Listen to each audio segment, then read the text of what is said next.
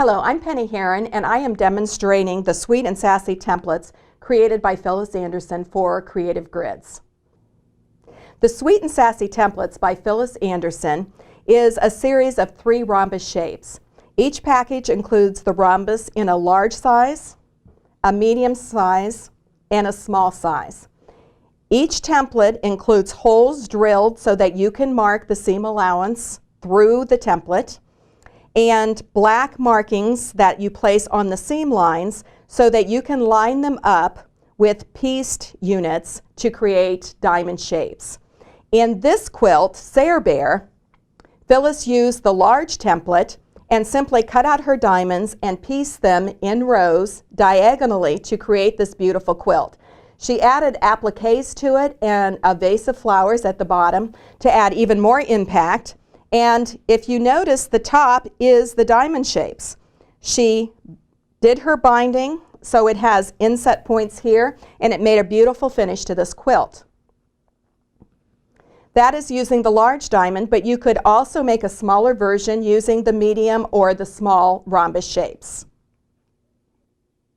Phyllis Anderson designed Maddie B as a quilt where the rhombus shape is pieced out of strips of fabric.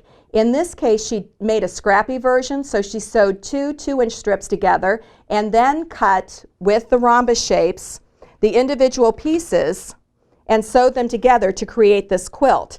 If you notice, this same shape was used to cut the sashings that are between the blocks, and so the diamonds are sewn together with this sashing strip that is the exact same width as one set of these diamonds. So it goes together very easily. The large template in this quilt is made out of the larger rhombus. You take the same rhombus and cut it from point to point on the length, and those are the side setting triangles on the sides. You cut it horizontally to create the side setting triangles on the top and the bottom. So everything can be done with the 3 sets of templates. When you sew these strips together, you end up with little scraps, and those little scraps are sewn together to create a miniature version of the quilt you just created. This is what you use the small rhombus shape for. This is right here. This is also how you cut your sashing strips, and these are cut out of the 2-inch size this time, and that gives you extra room so that these side setting triangles and top and bottom setting triangles can either float so you don't have to worry about cutting off your points and be trimmed later, or you can cut them down 1/4 inch away from all of your points so everything fits together beautifully. To create the diamonds that are in the Maddie B quilt, I cut 2-inch strips of coordinating fabrics and sewed them together into one piece. Then you take the number 2 rhombus shape and place it on that strip set so that the black line that runs down through the center of the template is placed on the seam line. Then I simply rotary cut as I move these along, and I'll get pieces that look exactly like this. The holes that are in the template are 1/4 inch away from the outside edge, and those are used to mark your seam lines.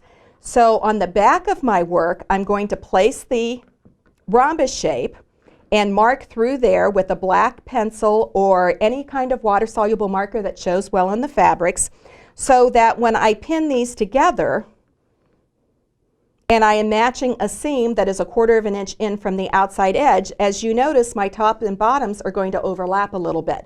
So I can stick a pin in there, and in this piece you can see where I marked my black dots for my seam lines, and then I stitched my 1/4 inch all the way down. When I open this up, I have a perfect match in the center. Now that I have this one created, I simply press the seam. You can press to the side or open. I prefer to press them open because it alleviates bulk. And you place it like this. Then I can place my template.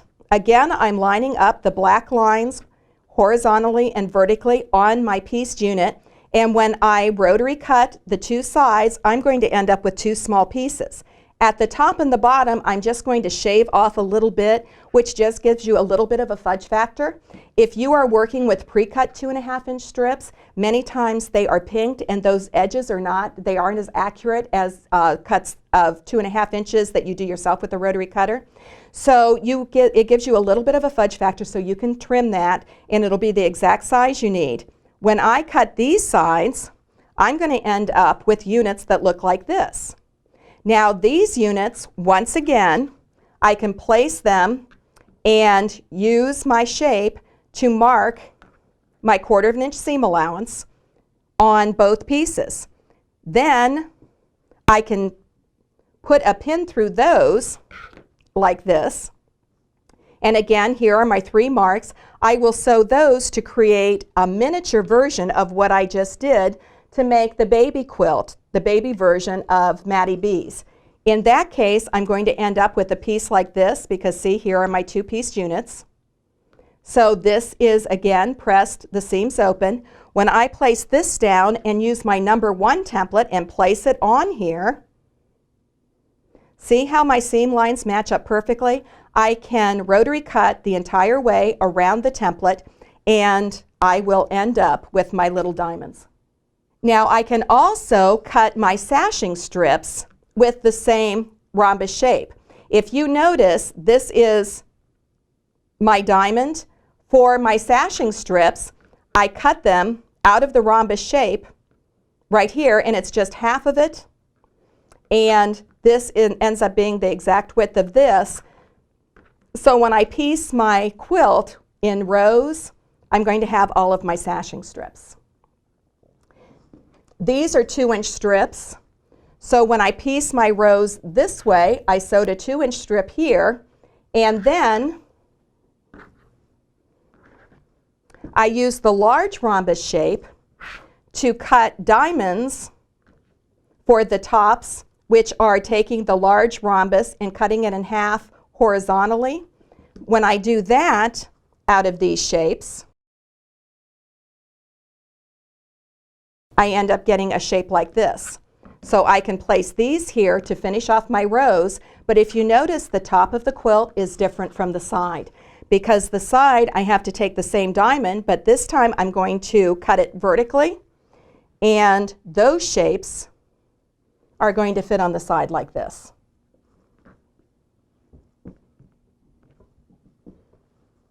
In her pattern, she tells you how to cut the corners so that that will work also using the different templates.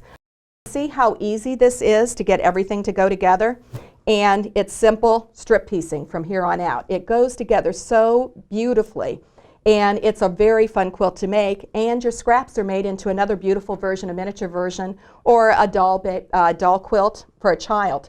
Now if you notice, these float. So I can choose to trim the quilt a 1/2 inch away from here so I don't have to worry about losing all of my points, or I can take a Creative Grids ruler. They have the 1/4 inch marked on one side, and place it on here between 2 adjoining points of the rhombuses and rotary cut a 1/4 inch away. So then when I add my borders, everything is going to line up on the outside edge.